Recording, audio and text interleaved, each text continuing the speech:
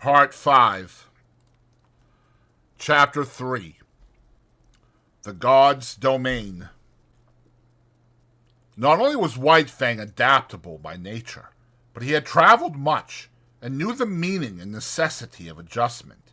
Here, in Sierra Vista, which was the name of Judge Scott's place, White Fang quickly began to make himself at home. He had no further serious trouble with the dogs. They knew more about the ways of the Southland gods than did he, and in their eyes he had qualified when he accompanied the gods inside the house. Wolf that he was, and unprecedented as it was, the gods had sanctioned his presence, and they, the dogs of the gods, could only recognize this sanction. Dick, perforce, had to go through a few stiff formalities at first, after which he calmly accepted White Fang as an addition to the premises. Had Dick had his way, they would have been good friends. All but White Fang was averse to friendship. All he asked of other dogs was to be let alone. His whole life he had kept aloof from his kind, and he still desired to keep aloof. Dick's overtures bothered him, so he snarled Dick away. In the north, he had learned the lesson that he must let the master's dogs alone, and he did not forget that lesson now. But he insisted on his own privacy and self-seclusion, and so thoroughly ignored Dick that good-natured creature finally gave him up and scarcely took as much interest in him as in the hitching post near the stable. Not so with Collie. While she accepted him because it was the mandate of the gods, that was no reason that she should leave him in peace. Woven into her being was the memory of countless crimes he and his had perpetrated against her ancestry. Not in a day nor a generation were the ravaged sheepfolds to be forgotten. All this was a spur to her, pricking her to retaliation. She could not fly in the face of the gods who permitted him, but that did not prevent her from making life miserable for him in petty ways. A feud, ages old, was between them, and she, for one, would see to it that he was reminded. So Collie took advantage of her sex to pick upon White Fang and maltreat him. His instinct would not permit him to attack her, while her persistence would not permit him to ignore her. When she rushed at him, he turned his fur-protected shoulder to her sharp teeth and walked away stiff-legged and stately. When she forced him too hard, he was compelled to go about in a circle, his shoulder presented to her, his head turned from her, and on his face and in his eyes a patient and bored expression. Sometimes, however, a nip on his hindquarters hastened his retreat and made it anything but stately. But as a rule, he managed to maintain a dignity that was almost solemnity. He ignored her existence whenever it was possible, and made it a point to keep out of her way. When he saw or heard her coming, he got up and walked off. There was much in other matters for White Fang to learn. Life in the Northland was simplicity itself when compared with the complicated affairs of Sierra Vista. First of all, he had to learn the family of the master. In a way, he was prepared to do this, as Mitsa and Klukooch had belonged to Grey Beaver, sharing his food, his fire, and his blankets. So now, at Sierra Vista, belonged to the Love Master all the denizens of the house. But in this matter there was a difference, and many differences. Sierra Vista was a far vaster affair than the teepee of Grey Beaver. There were many persons to be considered. There was Judge Scott, and there was his wife. There were the master's two sisters, Beth and Mary. There was his wife, Alice, and then there were his children, Whedon and Maud, toddlers of 4 and 6. There was no way for anybody to tell him about all these people, and of blood ties and relationship he knew nothing whatever, and never would be capable of knowing. Yet he quickly worked it out that all of them belonged to the master. Then, by observation, whenever opportunity offered, by study of action, speech, and the very intonations of the voice, he slowly learned the intimacy and the degree of favor they enjoyed with the master, and by this ascertained standard, White Fang treated them accordingly. What was of value to the master he valued. What was dear to the master was to be cherished by White Fang and guarded carefully. Thus it was with the two children. All his life he had disliked children. He hated and feared their hands.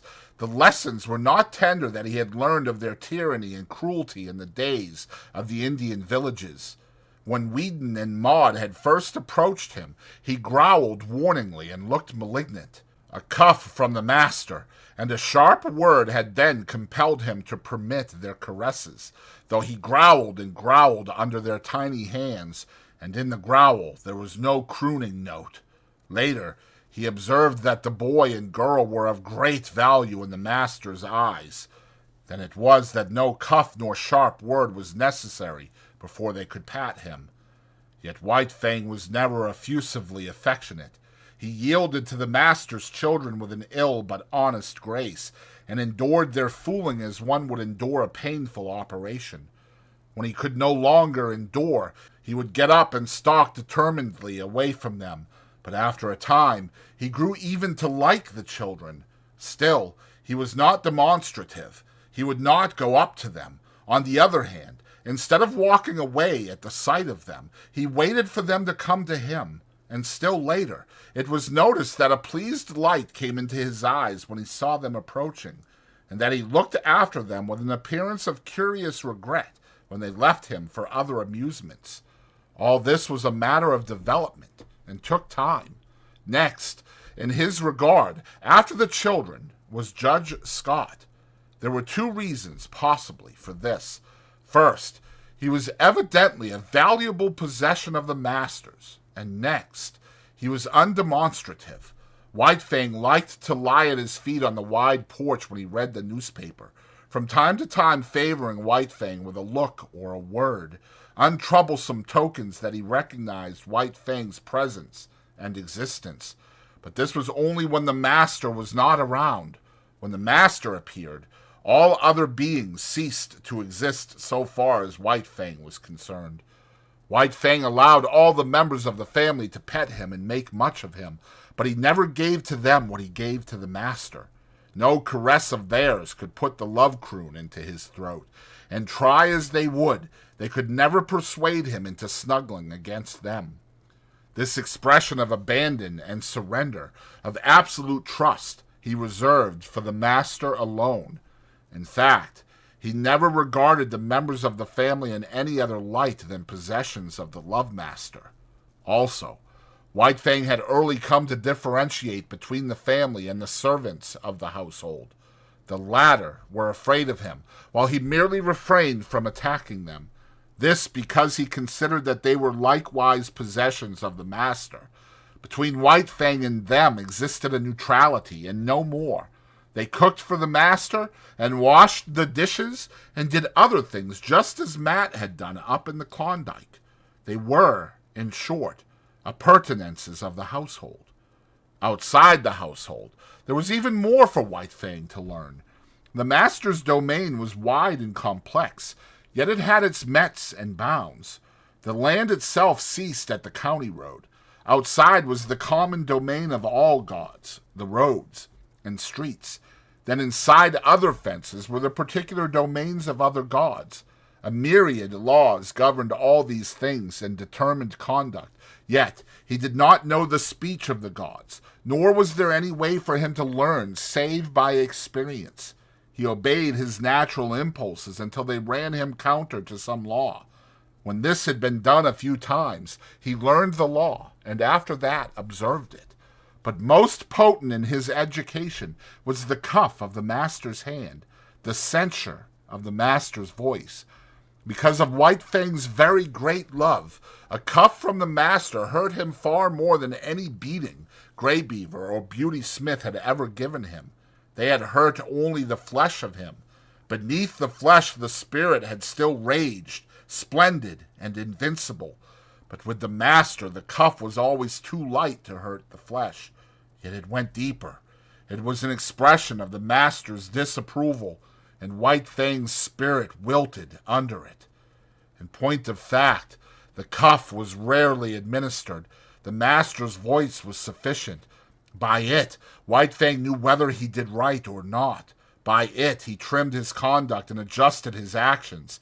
It was the compass by which he steered and learned to chart the manners of a new land and life. In the Northland, the only domesticated animal was the dog. All other animals lived in the wild and were, when not too formidable, lawful spoil for any dog. All his days White Fang had foraged among the live things for food. It did not enter his head that in the Southland it was otherwise, but this he was to learn early in his residence in Santa Clara Valley. Sauntering around the corner of the house in the early morning, he came upon a chicken that had escaped from the chicken yard. White Fang's natural impulse was to eat it. A couple of bounds, a flash of teeth, and a frightened squawk, and he had scooped in the adventurous fowl. It was farm-bred and fat and tender, and White Fang licked his chops and decided that such fare was good. Later in the day, he chanced upon another stray chicken near the stables. One of the grooms ran to the rescue. He did not know White Fang's breed, so for weapon he took a light buggy whip. At the first cut of the whip, White Fang left the chicken for the man. A club might have stopped White Fang, but not a whip. Silently, without flinching, he took a second cut in his forward rush, and as he leaped for the throat, the groom cried out, "My God!" and staggered backward. He dropped the whip and shielded his throat with his arms. In consequence, his forearm was ripped open to the bone. The man was badly frightened. It was not so much White Fang's ferocity as it was his silence that unnerved the groom. Still protecting his throat and face with his torn and bleeding arm, he tried to retreat to the barn, and it would have gone hard with him had not Collie appeared on the scene. As she had saved Dick's life, she now saved the groom's. She rushed upon White Fang in frenzied wrath. She had been right. She had known better than the blundering gods. All her suspicions were justified. Here was the ancient marauder up to his old tricks again. The groom escaped into the stables, and White Fang backed away before Collie's wicked teeth, or presented his shoulder to them and circled round and round. But Collie did not give over, as was her wont, after a decent interval of chastisement. On the contrary, she grew more excited and angry every moment, until, in the end, White Fang flung dignity to the winds and frankly fled away from her across the fields. "He'll learn to leave the chickens alone," the master said, "but I can't give him the lesson until I catch him in the act." 2 nights later came the act, but on a more generous scale than the master had anticipated. White Fang had observed closely the chicken yards and the habits of the chickens. In the night time, after they had gone to roost, he climbed to the top of a pile of newly hauled lumber. From there, he gained the roof of a chicken house, passed over the ridgepole, and dropped to the ground inside. A moment later, he was inside the house, and the slaughter began.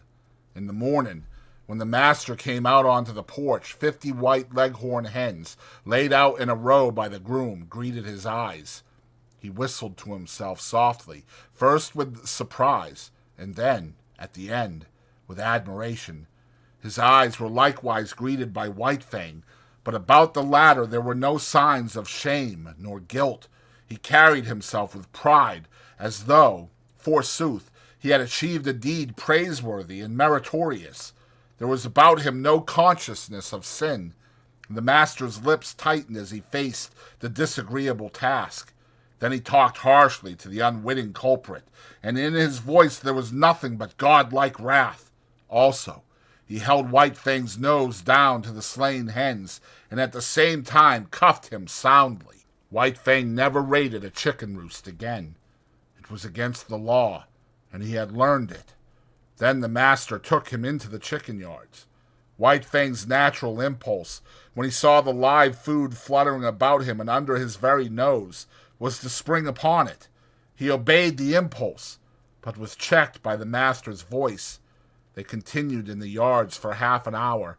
Time and again the impulse surged over White Fang, and each time, as he yielded to it, he was checked by the master's voice. Thus it was he learned the law, and ere he left the domain of the chickens, he had learned to ignore their existence.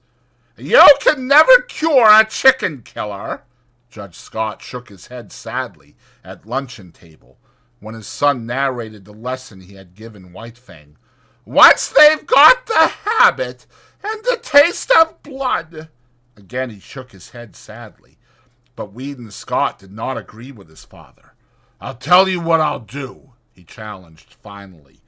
"I'll lock White Fang in with the chickens all afternoon." "But think of the chickens," objected the judge. "And furthermore," the son went on, "for every chicken he kills, I'll pay you $1 gold coin of the realm." "But you should penalize father, too," interposed Beth. Her sister seconded her, and a chorus of approval arose from around the table. Judge Scott nodded his head in agreement. "All right," Weedon Scott pondered for a moment. "And if, at the end of the afternoon, White Fang hasn't harmed a chicken, for every 10 minutes of the time he has spent in the yard, you will have to say to him, gravely and with deliberation, just as if you were sitting on the bench and solemnly passing judgment, 'White Fang, you are smarter than I thought.'" From hidden points of vantage, the family watched the performance. But it was a fizzle. Locked in the yard and there deserted by the master, White Fang lay down and went to sleep.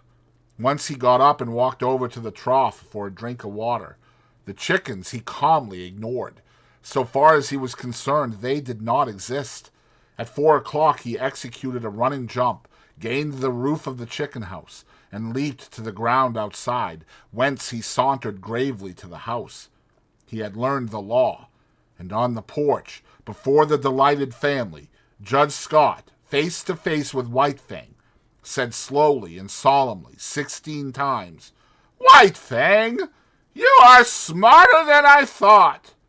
But it was the multiplicity of laws that befuddled White Fang and often brought him into disgrace. He had to learn that he must not touch the chickens that belonged to other gods. Then there were cats and rabbits and turkeys. All these he must let alone. In fact, when he had but partly learned the law, his impression was that he must leave all live things alone. Out in the back pasture, a quail could flutter up under his nose unharmed, all tense and trembling with eagerness and desire. He mastered his instinct and stood still. He was obeying the will of the gods. And then, one day, again out in the back pasture, he saw Dick start a jackrabbit and run it. The master himself was looking on and did not interfere. Nay, he encouraged White Fang to join in the chase. And thus he learned that there was no taboo on jackrabbits. In the end, he worked out the complete law. Between him and all domestic animals there must be no hostilities. If not amity, at least neutrality must obtain. But the other animals, the squirrels and quail and cottontails, were creatures of the wild who had never yielded allegiance to man. They were the lawful prey of any dog. It was only the tame that the gods protected, and between the tame deadly strife was not permitted. The gods held the power of life and death over their subjects, and the gods were jealous of their power. Life was complex in the Santa Clara Valley after the simplicities of the Northland, and the chief thing demanded by these intricacies of civilization was control, restraint, a poise of self that was as delicate as the fluttering of gossamer wings and at the same time as rigid as steel. Life had 1,000 faces, and White Fang found he must meet them all. Thus, when he went to town, into San Jose, running behind the carriage or loafing about the streets when the carriage stopped, life flowed past him, deep and wide and varied, continually impinging upon his senses, demanding of him instant and endless adjustments and correspondences, and compelling him, almost always, to suppress his natural impulses. There were butcher shops where meat hung within reach. This meat he must not touch. There were cats at the houses the master visited that must be let alone, and there were dogs everywhere that snarled at him, and that he must not attack. And then, on the crowded sidewalks, there were persons innumerable whose attention he attracted.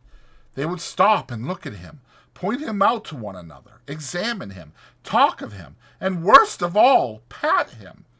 And these perilous contacts from all these strange hands he must endure. Yet this endurance he achieved. Furthermore, he got over being awkward and self-conscious. In a lofty way, he received the attentions of the multitudes of strange gods. With condescension, he accepted their condescension. On the other hand, there was something about him that prevented great familiarity. They patted him on the head and passed on, contented and pleased with their own daring.